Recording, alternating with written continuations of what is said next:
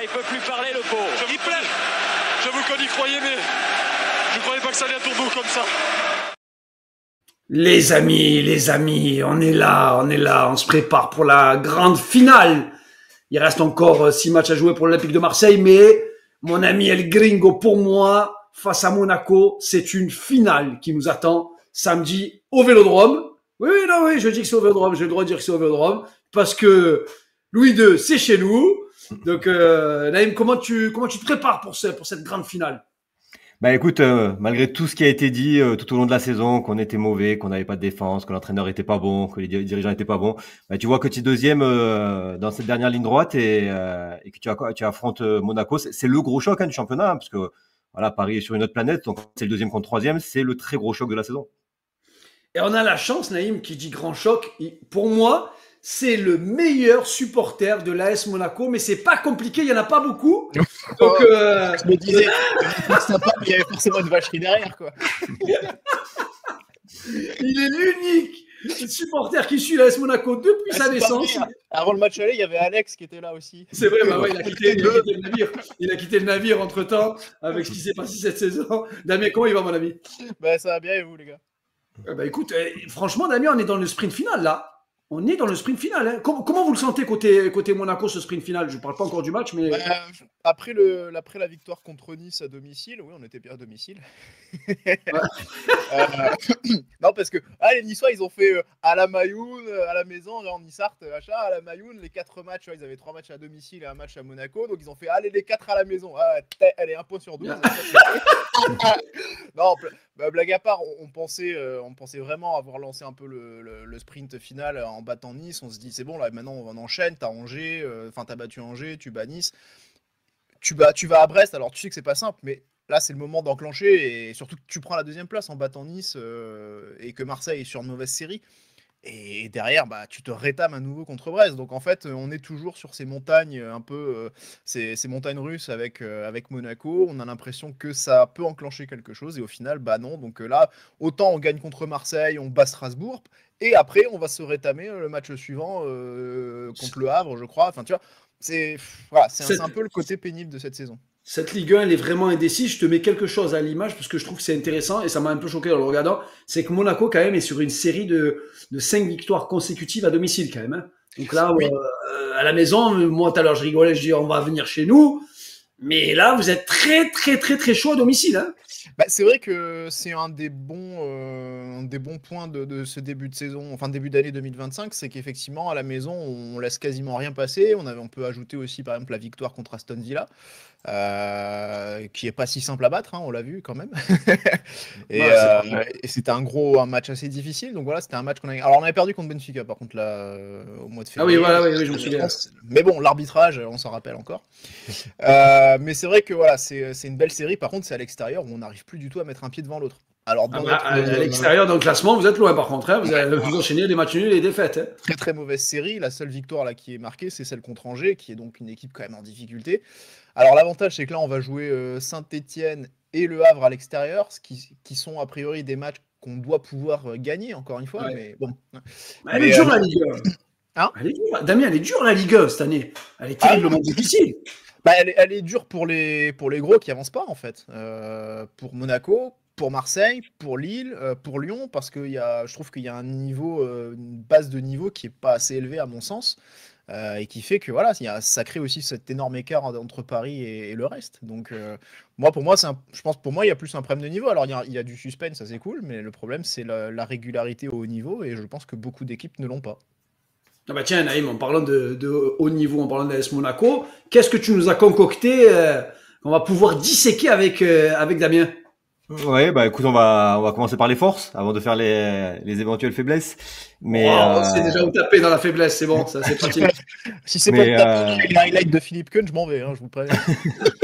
Non. On a essayé d'innover un peu, parce que les forces de Monaco individuelles, on les connaît. Ça c'est pas un souci. On voit la force de frappe qu'ils ont offensivement, et encore, il y en a qui jouent quasiment pas. On pense à Balogun, qui est quand même un très bon joueur. Et déjà, Balogun, attends, juste avant, Balogun, Damien, on est d'accord que c'est un flop total à Monaco, alors que à Reims, c'était extraordinaire. Ouais, pour l'instant, on peut pas dire que c'est une réussite. Ce qui est dommage, c'est surtout la blessure cette saison, alors qu'il était en train de.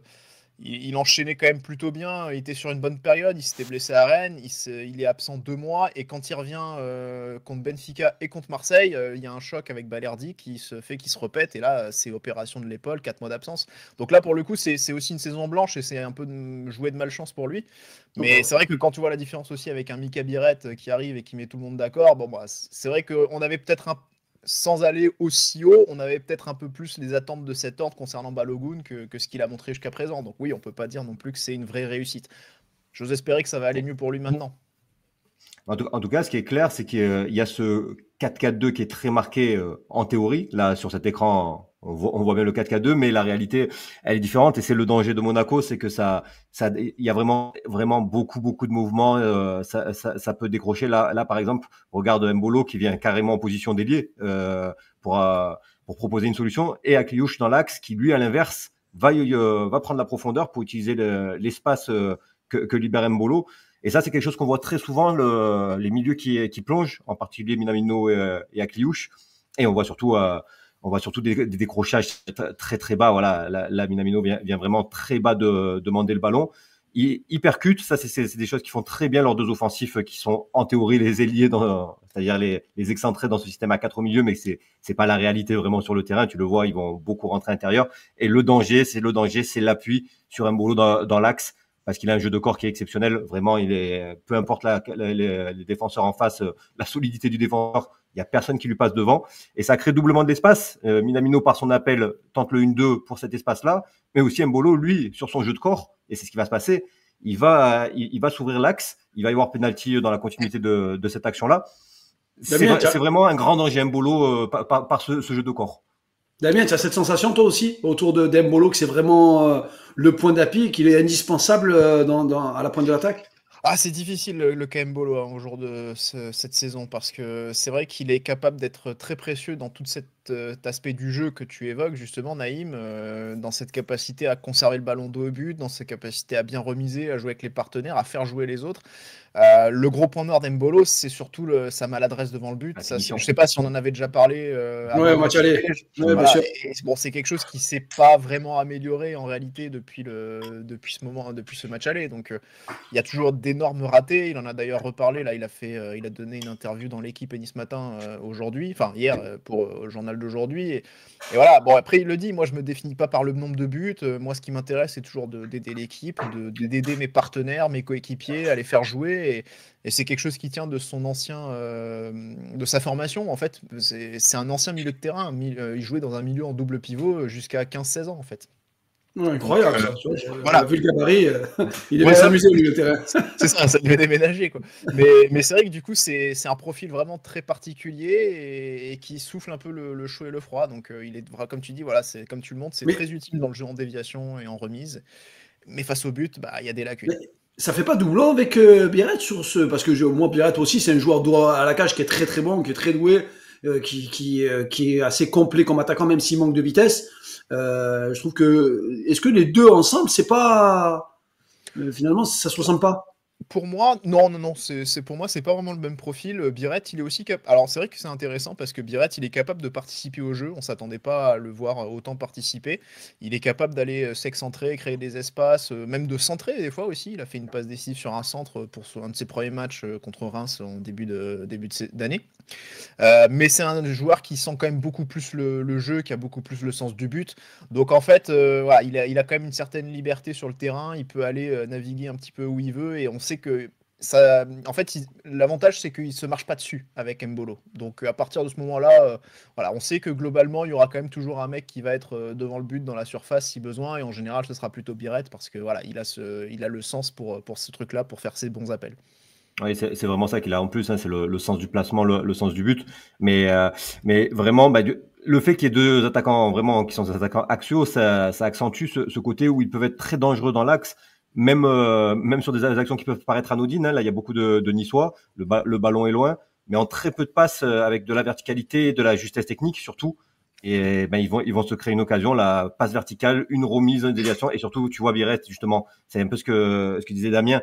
De suite, il a senti. Il est prêt à partir. C'est un joueur qui est pas très rapide, mais comme il a senti le jeu, il va avoir ce temps d'avance, il est seul, il est démarqué et il va être clinique dans la finition. Donc ça c'est vraiment quelque chose qui est très dangereux, c'est de vouloir défendre bas contre Monaco quand ils sont dans un bon jour. Ils vont trouver les espaces sur du petit jeu, sur vraiment sur de la grosse justesse. Et c'est ce qui se passe sur le deuxième but contre Nice, où là pour le coup Mbolo va réussir à finir, mais c'est surtout toute la construction qui est magnifique avec ce 1-2 et encore Akliouche qui trouve encore un petit espace. C'est pas facile là de trouver cette dernière passe dans cet espace très restreint. Pour le coup, Mbolo va finir, c'est ce que disait Damien, c'est la grosse lacune là pour le coup, il a été juste. Mais voilà, c'est là le danger, un des dangers principaux que j'ai remarqué. On savait qu'ils étaient bons sur les ailes avec quand Vanderson joue et Caio Henrique, donc ils avaient cette qualité-là. Mais il faut pas sous-estimer leur faculté à rentrer dans l'axe. Là, même si ça n'a pas fait but contre Lille, on retrouve les mêmes schémas. On prend un appui, il y a beaucoup de justesse technique avec cette remise de Ben Seguir et derrière le petit ballon dans la profondeur.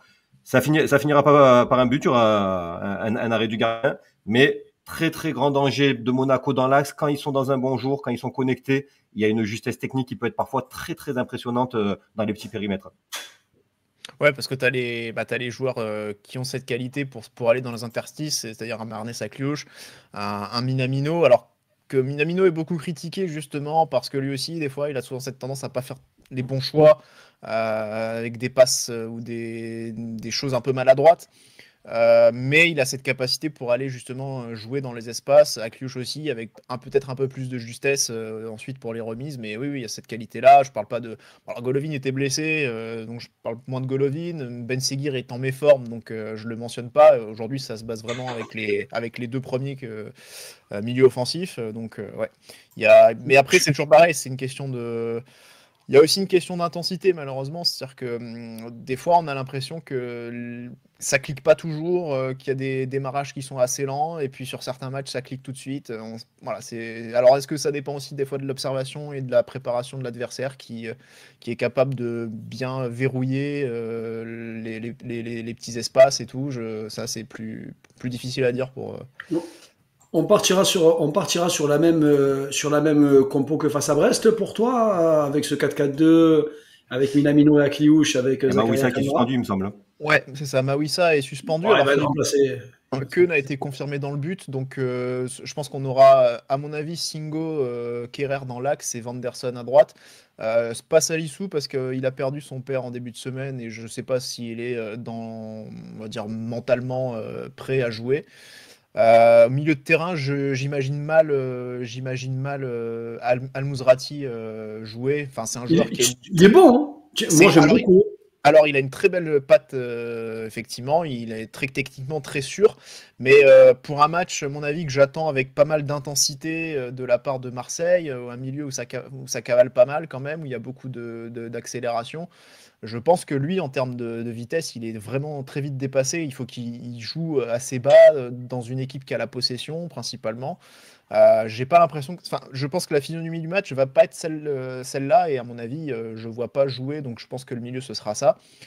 Après, je sais pas si Biret sera titulaire. Je me demande s'il va pas tenter de lancer Balogun avec Mbolo. Ouais, c'est intelligent. Pour attaquer, c'est intelligent. Parce que pour le coup, c'est vraiment un profil de profondeur qu'on n'a pas chez les attaquants. Mbolo, Biret ne sont pas ces profils-là. Même Nikina, c'est pas vraiment ce profil d'attaquant. Donc je vois plus, vu la physionomie du match auquel je m'attends, je vois plus un Balogun débuter justement pour avoir quelqu'un qui va vite et qui peut aller vraiment chercher la profondeur. Je crois qu'il fait pas un mauvais match d'ailleurs contre Marseille au match aller. Il joue quasiment tout le match. Mais voilà, il fait une bonne prestation. Donc, on avait Balerdi pour le bloquer en profondeur, ce qui ne sera pas le cas, donc ça serait un très bon choix. Biret, c'est un joueur que je suis impressionné comme tout le monde par sa finition, mais je trouve qu'il peut être relativement facilement bloqué par un défenseur qui est rigoureux. Tu vois, justement du fait qu'il lui manque la vitesse et une capacité d'élimination. Donc ce qui ressemble un peu plus à Cornelius dans le profil. Voilà, Cornelius c'est un joueur qui, quand tu lui dis prends ton attaquant, si c'est un attaquant qui va pas vite, il va plutôt pas trop mal le bloquer. Alors qu'un Balogun, il n'arrivera jamais à le tenir. Et Naïm, on parle des faiblesses de l'OM parce que tout le monde les connaît aujourd'hui. Elles sont de notoriété publique. Et il y a juste à regarder les matchs de l'OM et tu te dis bloc bas, contre-attaque et c'est but. Sachant qu'on a encaissé but sur les derniers matchs, mais niveau monégasque, c'est où que le bas blesse. Ben, je trouve que du côté de Monaco, justement, ce qui fait leur force, là, leur disponibilité au milieu et les deux excentrés, c'est aussi une faiblesse parce que ça crée une zone qui est vraiment désertée, parfois au milieu, parce qu'au final, ils se retrouvent qu'avec deux joueurs. Les deux autres peuvent être quasiment considérés comme des attaquants sur certaines actions. Donc, tu regardes cette zone-là, comme elle est immense, cette zone sans aucun monégasque. Et donc, sur une paire de balles, parce que là, c'est eux qui ont le ballon, mais sur une paire de balles, ça les expose énormément. Et il y a aussi, ça entraîne souvent aussi un gros écart entre les lignes. Regarde l'écart là entre Zakaria et le pressing monégasque sur cette sortie de balle de Nice, il est énorme. Et en fait, là, en 2 passes, Nice va partir côté droit. Forcément, il y a un gros écart. Tu vois, il y a une énorme zone sans personne, donc ils ont la possibilité très facilement d'aller sur le côté, d'aller chercher le latéral droit. Et là, ben, regarde vraiment cet espace avec une passe intérieure. En fait, ils ont fait 3 passes. Ils ont remonté tout le terrain, ils sont arrivés devant la cage. Et si la dernière passe avait été ajustée, elle a été trop longue. Bah, c'est une énorme occasion de but, sans aucune opposition, du fait de cet énorme écart vraiment entre les lignes. Et c'est quelque chose qu'on a retrouvé par exemple, sur le premier but de Lille. Là, sur une sortie de balle sur le côté, ben, tu te retrouves dans l'intérieur avec énormément de champs. Et le Lillois, quand il reçoit le ballon, il a aussi énormément de champs pour avancer. Et ça, et pour aller jusqu'à tirer. Ça, c'est vraiment le fait de la tactique monégasque. T'as cette sensation-là, Damien, sur cette notion? Je pense que ça manque un peu d'agressivité ou même il y a vraiment des écarts entre les lignes. Ah bah si, oui, ça c'est. Après voilà, on le sait, c'est aussi la prise de risque du pressing voulu par Rutter, c'est-à-dire que voilà, il faut récupérer le ballon très vite, tout de suite, récupération haute. Donc on envoie 5 joueurs, puisque c'est ce que tu as montré justement, tu as un milieu qui reste vraiment beaucoup plus bas, mais tu as quand même un des 2 milieux du double pivot qui va accompagner le pressing. Donc ils sont 5 avec les 2 attaquants et les 2 offensifs à aller presser. Donc effectivement, si ce rideau-là est dépassé, derrière, tu es vite à nu. Et là, comme je disais, c'est aussi la question de l'intensité que tu es capable de remettre pour venir faire les décalages, coulisser et pouvoir justement empêcher. Je ne sais pas si tu as vu le but de Brest, le deuxième but, celui de Camara. Ça me fait penser en plus parce que tu vois la frappe à 20 mètres d'Haraldson. J'ai même hésité à la mettre pour la dernière séquence dont je te parlerai, mais oui, voilà. Tout à fait. Et ben, le coulissage de Golovin, on pourra en reparler. Hein. Voilà, typiquement, c'est clair que c'est une tactique, un système, une animation qui pardonne pas s'il n'y a pas les ingrédients nécessaires, à savoir l'intensité de faire les efforts pour justement coulisser le plus vite possible. Si on est en deçà au niveau de l'envie, de l'engagement, ça fait tout de suite des décalages qui sont créés et des trous effectivement dans notre système. C'est ça, c'est bon. Il y a Zakaria qui compense un peu parce que c'est un joueur que je trouve extraordinaire et qui a un volume physique juste hallucinant, que ce soit la vitesse ou endurance. Mais voilà, ça crée vraiment énormément d'espace. Et le dernier petit point, donc c'est un peu la transition avec le but de Camara où les Monégasques ne sont pas montés assez vite dessus. Ben, c'était sur la dernière phrase d'Akliouche qui disait que potentiellement Monaco allait pouvoir attendre plus bas pour essayer de contrer l'OM. Mais c'est ce que je te dis souvent, Bilal, défendre bas dans ces 20 derniers mètres, ben c'est des équipes qui sont taillées pour. Tu vois, une équipe comme Reims, c'est ce qu'elle fait, elle sait le faire. Et tu vois que Monaco, typiquement sur le but de Nice, ils sont très bas, ils ont du monde, il y a aucun danger dans l'immédiat. Mais tout le long, Bogan n'aura pas suivi et ira marquer, parce que eux, comme nous d'ailleurs, on n'est pas des équipes faites pour défendre dans nos 20 mètres, donc je les vois mal faire ça. Je les vois mal attendre derrière, comme je nous vois mal attendre derrière. Je pense que c'est un match qui va se jouer énormément dans l'intensité au milieu du terrain, comme tu disais, Damien. C'est ce qui s'est passé à l'aller. Hein. À l'aller, c'était un énorme combat au milieu et ça a été sur des erreurs qui a eu des buts. Mais je m'attends à peu près à la même chose j'ai montré la faiblesse théorique de Monaco même dans des grands matchs. Hein. C'était même contre Lille, tu vois, où ils laissent beaucoup d'espace. Mais honnêtement, je pense pas qu'ils seront des lignes aussi éloignées contre nous. Et en tout cas, écoute, Damien, j'ai envie de te souhaiter le meilleur pour cette fin de saison. Toujours derrière nous. Finir 3e, ça m'irait très, très bien pour Monaco. Encore merci à toi, Damien, et à très, très, très, très vite. Salut. Merci à vous. Là, il peut plus parler, le pauvre. J'avoue qu'on y croyait, mais je ne croyais pas que ça allait à tourner comme ça.